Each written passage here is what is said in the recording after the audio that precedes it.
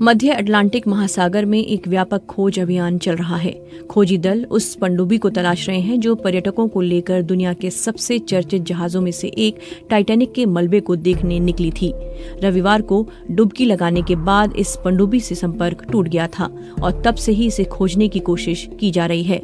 US coast guard के मुताबिक डुबकी लगाने के 1 घंटा 45 मिनट के बाद इस पनडुब्बी से संपर्क टूट गया था। टूर कंपनी ओशियन गेट की इस छोटी पनडुब्बी में 5 लोग सवार थे।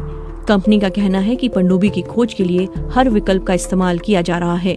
इस 8 दिन की पर्यटन यात्रा का टिकट $2.5 लाख या लगभग 2 करोड़ रुपए होता है। इस टूर के दौरान पनडुब्बी टाइटैनिक जहाज के मलबे के पास समंदर में 3800 मीटर नीचे डुबकी लगाती है।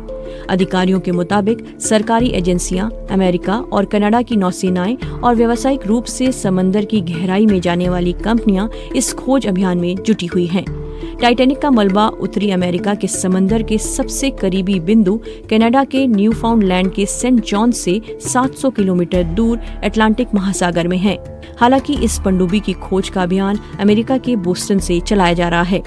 लापता पनडुब्बी ओशियन गेट कंपनी की टाइटन सबमर्सिबल है जो एक ट्रक के बराबर बड़ी है और इसमें 5 लोग सवार हैं। आमतौर पर इस पनडुब्बी में आपात स्थिति में 4 दिन की ऑक्सीजन होती है। सोमवार दोपहर अमेरिकी कोस्ट गार्ड के रियर एडमिरल जॉन मॉगर ने एक प्रेस वार्ता में कहा कि हम अनुमान लगा रहे हैं कि पनडुब्बी को खोजने के लिए हमारे पास 70 से लेकर 96 घंटों तक का समय है। उन्होंने कहा कि इस पनडुब्बी की तलाश में 2 विमान और एक पनडुब्बी और सोनार से लैस तैरते बांध लगाए गए हैं। हालांकि उन्होंने ये भी कहा कि जिस इलाके में ये खोज अभियान चल रहा है वो बहुत दूर है और इसकी वजह से अभियान में मुश्किलें भी आ रही हैं। रियर एडमिरल ने कहा कि बचाव अभियान में लगे लोग इस अभियान को व्यक्तिगत रूप से ले रहे हैं और पनडुब्बी में सवार लोगों को बचाने की हर संभव कोशिश कर रहे हैं। ब्रिटेन के अरबपति कारोबारी हामिश हार्डिंग के परिवार का कहना है कि वो इस पनडुब्बी पर सवार हैं। 58 वर्षीय हार्डिंग एक एक्सप्लोरर भी हैं। पिछले सप्ताहांत हार्डिंग ने सोशल मीडिया पर कहा था कि मुझे ये बताते हुए गर्व हो रहा है कि मैं टाइटैनिक के मलबे तक जाने वाले अभियान का हिस्सा हूँ। उन्होंने ये भी कहा था कि न्यूफाउंडलैंड में पिछले 4 दशकों की सबसे भीषण सर्दी की वजह से 2023 में टाइटैनिक तक जाने वाला ये अकेला मानवीय मिशन भी हो सकता है। बाद में उन्होंने लिखा था कि मौसम की वजह से एक मौका बना है और हम कल डुबकी लगाने का प्रयास करेंगे। ओशियन गेट ने एक बयान में कहा है कि उसका पूरा ध्यान पनडुब्बी में सवार लोगों और उनके परिवार पर है। कंपनी के बयान में कहा गया है कि हम पनडुब्बी के साथ फिर से संपर्क करने के प्रयासों में कई सरकारी एजेंसियों और डीप सी कंपनियों की तरफ से मिल रहे व्यापक सहयोग के लिए बेहद आभारी हैं। लापता पनडुब्बी कार्बन फाइबर से बनी है। इसकी यात्रा के प्रचार में कंपनी दावा करती है कि ये रोजमर्रा की जिंदगी के बाहर कुछ वाकई असाधारण खोजने का मौका है। कंपनी की वेबसाइट के मुताबिक एक अभियान जारी है और जून 2024 के लिए 2 और अभियान तय हैं। आमतौर पर इस पनडुब्बी में एक पायलट, 3 पर्यटक और कंपनी की भाषा में कंटेंट एक्सपर्ट सवार होते हैं। ये यात्रा न्यूफाउंडलैंड के सेंट जॉन से शुरू होती है।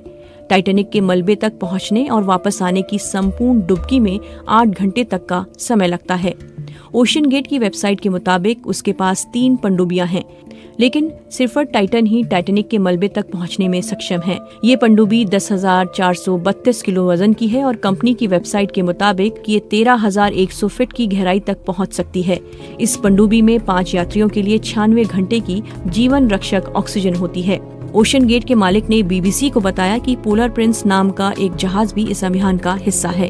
इस जहाज के जरिए पनडुब्बी को मलबे की लोकेशन तक पहुंचाया जाता है। पिछले साल टाइटन सबमर्सिबल में यात्रा करने वाले सीबीएस न्यूज के संवाददाता डेविड पोग ने बीबीसी से बातचीत में उन दिक्कतों का जिक्र किया जिनका सामना पनडुब्बी में सवार लोग और ऊपर पानी की सतह पर मौजूद सदस्य कर रहे होंगे।